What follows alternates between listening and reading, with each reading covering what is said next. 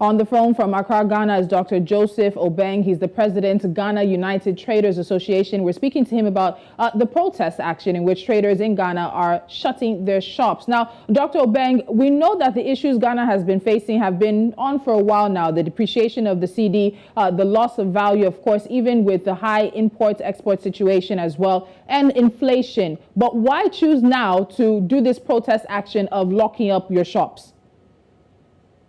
Yeah, it's a street point that we cannot bear it again. Our capitals have been eroded so fast that I can say that from the beginning of the year to date, through foreign exchange, depreciation of the city, our capitals have been eroded over 50%. And then when you talk about interest rate is also taking it all. Now, we started the year with inflation, with interest rate of 22%, that's the commercial lending rate, and now we are hovering around 38%. It's taking a chunk from our capital. The asset rate is even the worst because we started the year with 6.2, and now the asset rate is 13.2. Our capital is finished. We don't know what to do. We cannot contain it again. Then we have to call the government. We have to give a pitch to the government by telling our story that our capital is finishing.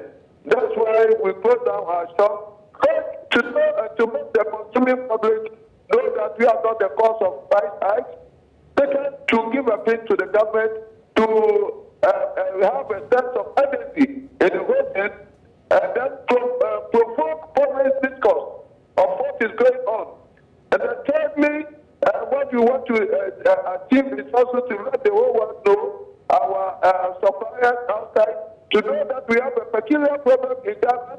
That's the reason why we are unable to service our debt, so that they can also sympathize and resettle our debt. That's our suppliers who give us credit. So this is essentially what we are trying to achieve.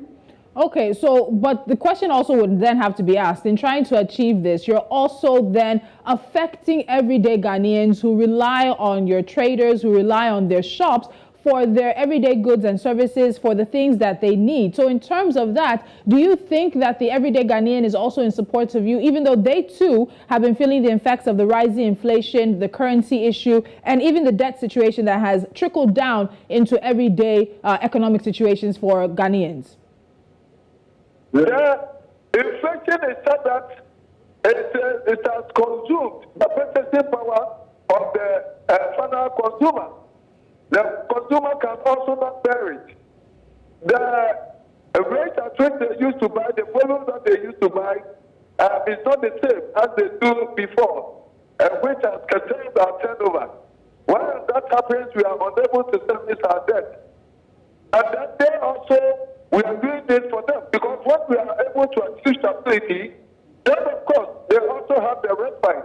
They also are enhanced in terms of their purchasing power. So we are not doing this for ourselves, but we are doing even for the same consuming public that we trade with.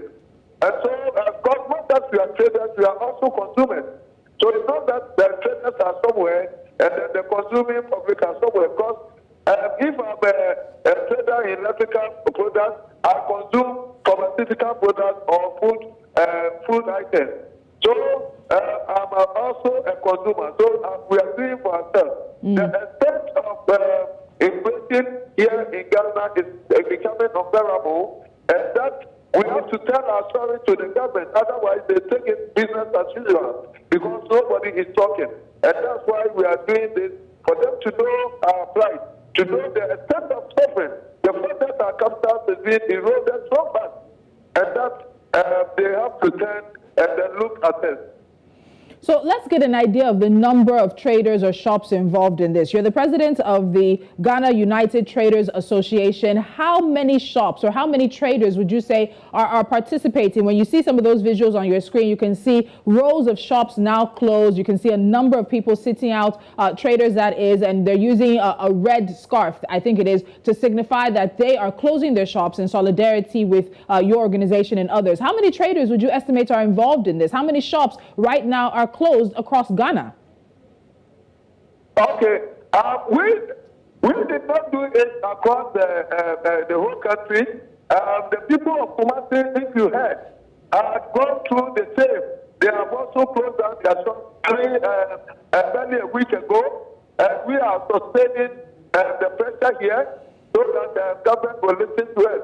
So for now, it's Greater Accra region, and then I can say about 90% are complying. Because it's not the leadership, it's not me as the president of the association who is telling them or imposing this on anybody. It's the traders themselves that say that we cannot go again, we cannot contain it again, we cannot bear it again, and that we have to tell our story, the level of our suffering to government for them to come to our aid. So this lockdown or the close down of shops came from the very trading traders and not from the leadership. And they chose to do this through the week to Monday they start them coming open.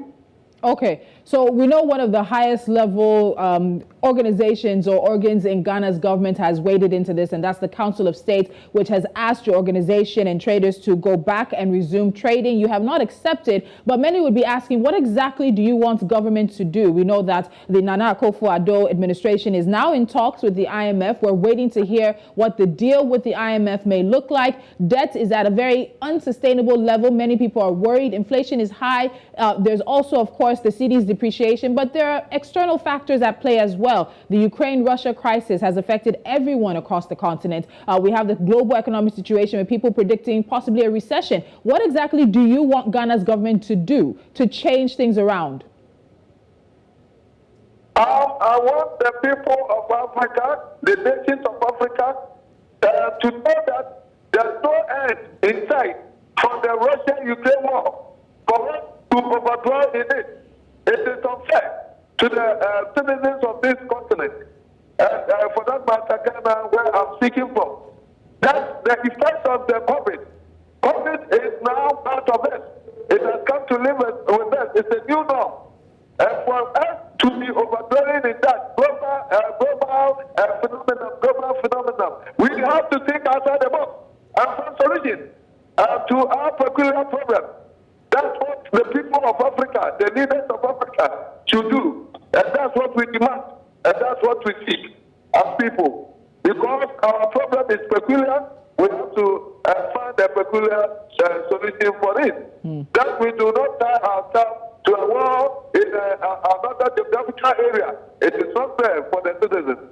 That leaders should do what we have to do. Because when there's a crisis, that's when the leadership skills is also manifested. Because when there's crisis, then we have to do something extraordinary to solve a problem. That we do not say that because there's a crisis in the world, then we put our economy on autopilot and then just sink in crisis and say that because of the global phenomenon, we are not solving our problem. I do not accept that. I do not. And I think many people across the continent would agree with you. So, Dr. Odeng, you have not called this a strike. This is not a strike action. It's not a sort of situation where it's indefinite. But what is the timeline looking like? It was said earlier that it was meant to just be a 3-day protest action to call the attention of government to the ordeal that traders in Ghana are going through. But what is it looking like in terms of timelines? I think you mentioned something about next week. Can you just clarify that for us? We are not giving ultimatum. We are just telling our story. The fact that we are suffering. And so we have done it loud and clear. And to the extent that we have closed our shop, in this time, if a shop closes, it means that the person is very serious. And because at this time when you need to service your debt, you close your shop, how are you going to sell? So if a person is able to do that, then the person is damn serious. And that's what is happening here. And we made our statement clear. And we believe our government is a listening government. We have unlimited access to our presidency. And so it should not be said that we are being blocked with engagement. We have engagement all the time. But this time around, we are not getting the results that we expect. That's why we want to say it loudly from outside the engagement that we do with government. All right, Dr. Joseph Odeng, thank you so much. We will continue to follow this situation with you and your organization in Ghana. If there are other developments and a conversation being had, we look forward to talking to you about it. Thank you so very much. Thank you.